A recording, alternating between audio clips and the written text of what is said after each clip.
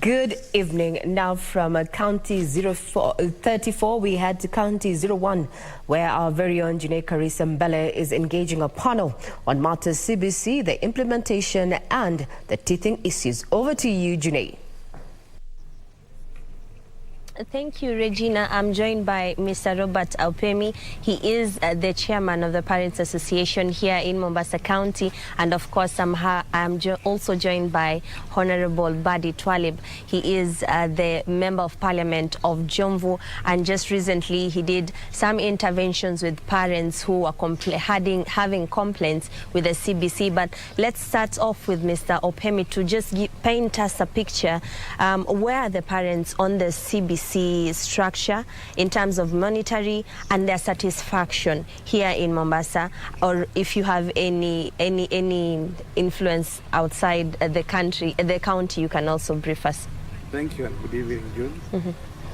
For education to be stable, to get the quality required, all the structures must be in place, and that also demands for CBC.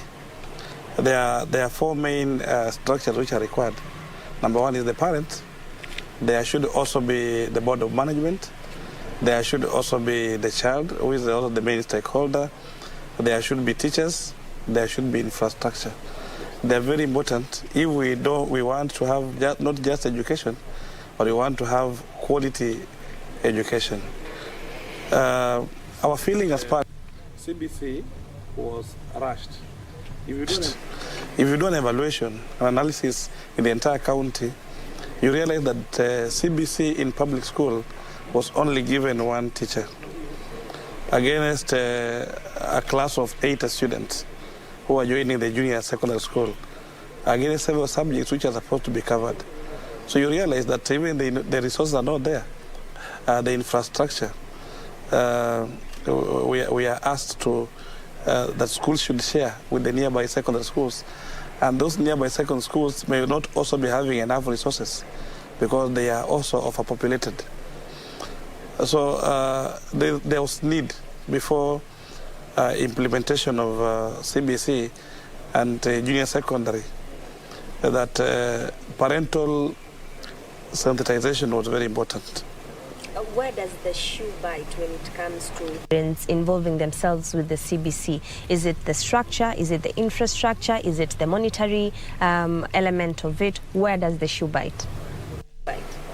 The shoe bites mainly on aspects of monetary. In junior secondary, we were informed by the CS Machogu that capitation will be sent for each child of 15,000, and parents should not pay anything. They should only take their children to school to join junior secondary. But now what's happening? Parents are being asked to pay money. And the government is not coming in to defend the parents. I know it's so sad, it's a sad situation, because we've been advised not to pay. When you go to school, you realize that whoever is there in charge of that school is demanding that a parent should pay. A parent should pay, or a child should come with a desk. And the same uniform which you are advised to buy outside the school is still being sold in those schools. So the parent is left at the mercy of the teacher in charge. That actually brings an issue that we parents, as much as there are pronouncements which are being made by the government, we are not being defended by the same body, by the government and the ministry. We are not being defended. This is harmonized. And parents get to know which way to follow. And that's why you realize, that some parents are preferred even to take their children who are in grade 6 to class 8, so that they can continue the 8-4. Parents trust 8-4 most than junior secondary. Why? Because there was no proper sensitization. The ministry has concentrated on sensitizing teachers who have gone through the teachers' college, through the university. They have been trained on the same CBC, and they have ignored the parent. Point will come back to that, but hapa juzi kati Mheshimiwa Badi, tuliona ilibidi wewe uingilie kati kwa shule moja ambayo iko katika eneo bunge lako, kwa sababu wazazi walikuwa wametumwa waende wakatafute hela za madawati ili watoto wao waweze kurudi shuleni, na ikabidi wewe utoe pesa kutoka mfuko wako wa CDF ili kuona kwamba wale wazazi wameweza kusaidia. Je, ni taswira gani unaweza tuelezea ya wazazi wanaopitia na mfumo huu wa CBC? Kwanza asante sana Juney kwa kutukaribisha hapa. It is very true it took my intervention to go to a certain school in my area over this issue of the infrastructure. Na tukiangalia just the way my colleague has said, government has a capitation fee of 15,000 ambao wanasema watu watakani walipe, lakini it is true that they have that capitation fee of 15,000. But the question is, have they disbursed that money to respective schools? The answer is no. Kwa hivyo wanasema kwa watu wasilipe, lakini on the ground people are paying some money, wanaitishwa ya madesk na pesa nyingine ya kuambiwa waweze kulipa. As a member of parliament, I took my intervention to go to that school, lakini ilikuwa ni challenge ambao walikuwa nayo, lakini niliintervene, tukapeana madesk na vile currently we are building classrooms kwa several areas kwa mambo ya junior secondary school. Mimi Juney nataka kusema kitu kimoja.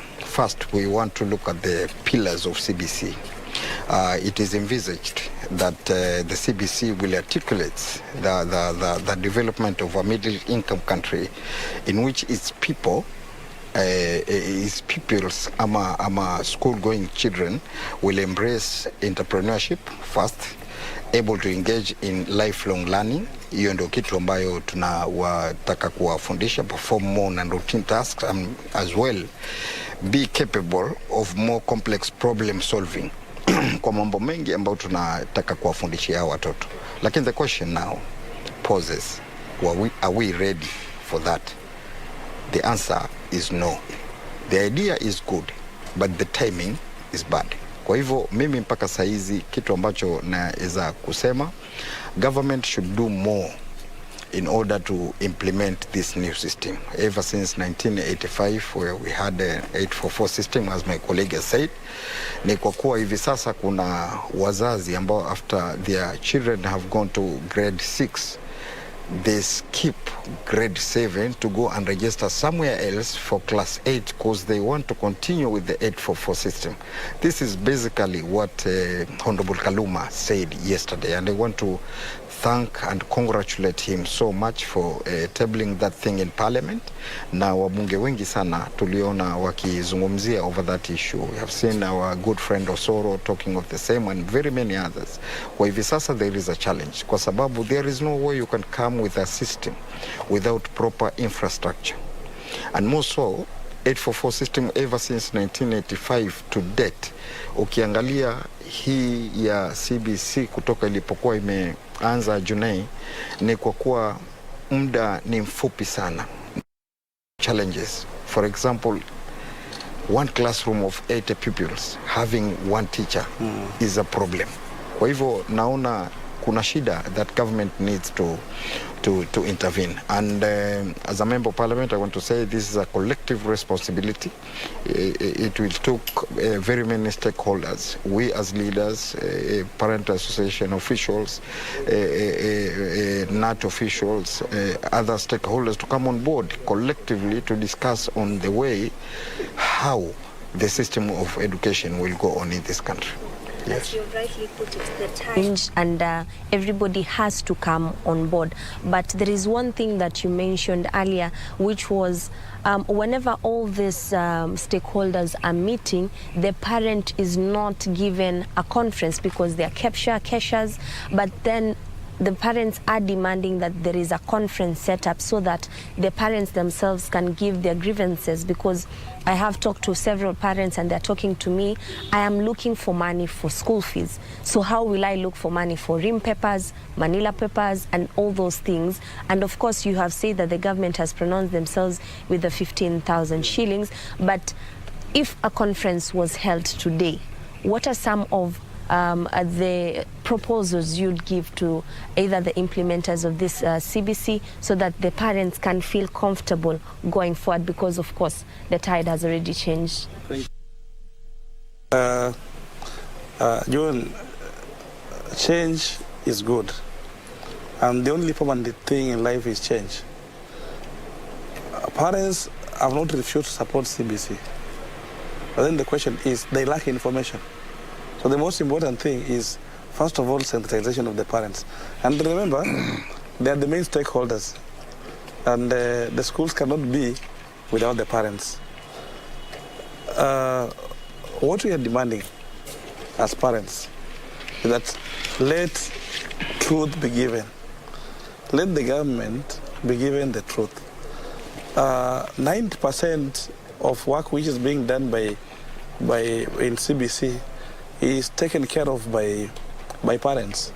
We are not refusing because there must be a parental responsibility. But then the question, in a cosmopolitan like Mombasa, where many parents are going out to work for their living, and most of the time when children are going to school, the parents may have left. When they are coming back from school, the parents are not yet back. What happens? You are asking the parents to be taking care of an assignment from school. This parent comes back at 10. We are here today with the Honorable. I know yes. I have a child in CBC. Yes. By the time I get home, she will be asleep. And you have given that child to do a portfolio, to do a printout, to do a research using a smartphone or a laptop. How many families have laptops? How many families have smartphones? And even if they have, do they have the network? Can they afford bundles every day? And given that the statistics show that most of our parents are living below $1 per day, can they afford that? This is the research that is supposed to have been done before initiation of CBC. This research was currently, now because tides have changed, we demand that the government should come out with the truth, sensitize parents. The demands we'll make is let them come clean on the issues of infrastructure. Because when you're buying a desk as a parent to take to a school, that's infrastructure. If you are asked to pay money when the government has said that it's supposed to be free. So where should the parent go? Who should the parent believe? You bring conflict between the teacher and the parent. Because if you're talking about 15,000 and you have not dispersed this 15,000, this teacher needs to run the school. How is he or she going to run the school? So we'll demand that the parents get to know very well about the curriculum. The parents get to know what his or her parental obligation is, clearly stipulated out. Even if it's important, it should be documented. And I'm very happy that honorable members discussed. I watched and I saw they were discussing on CBC yesterday in Parliament, and it was a heated debate. So it's important that we parents should also come out, stand for our rights, because we have been taken for granted for long. So I think it's important that let the government come out, talk about the capitation and these other important issues. For the interest, Badi, your closing remarks, because I know people come to your office just for the fees. Now imagine now you're giving more in terms of infrastructure. What should you do? Is the capitation for CDF, should it be increased so that you can help the parents cushion that as you wind up also? In the interest of time, definitely capitation fee should be increased, because that money is not enough, and furthermore, leave alone that money is not enough. It's not even there to the schools. And I want to point out on the challenges that we are facing as parents. For example, in CBC, we have what we call parental responsibility. whereby you need to go and sit down with your son or daughter to see the kind of homework has been given so that you can do it collectively as a team. I have a son by the name Twalib who is in CBC. I'm here at KBC doing an interview. By the time when he reach home, definitely he will be asleep. So these kind of things, I think, have got so many challenges that we have. One, lack of parental support. Two, curriculum structure that we have. And then, as I've said, we have got so many students with very many less teachers. And as well, they should introduce the proper courses to have more teachers. Because if yesterday you have heard about Honorable Meli talking of having requisite funding from Parliament for infrastructure, building laboratories, hiring of teachers. It seems there is a challenge on this system. So the system is good, but its time has not yet come for it to be implemented in this country. So my closing remarks, let us all join hands together. All the stakeholders should come together to see how they can review this system in order to streamline it, to come with in a better way. For staying with us until this late. It has been an honor for you giving us your sentiments. It is a worry that most parents are choosing to skip grade 7 and admit their children to class 8 so that they can avoid the CBC part. This is a concerning part from the parents. So as we continue this discussion, I hand it back to you, Regina Manyara, as you continue talking more on what can be done on that particular aspect. From Mombasa County, I'm Juney Karisa. Have a good night.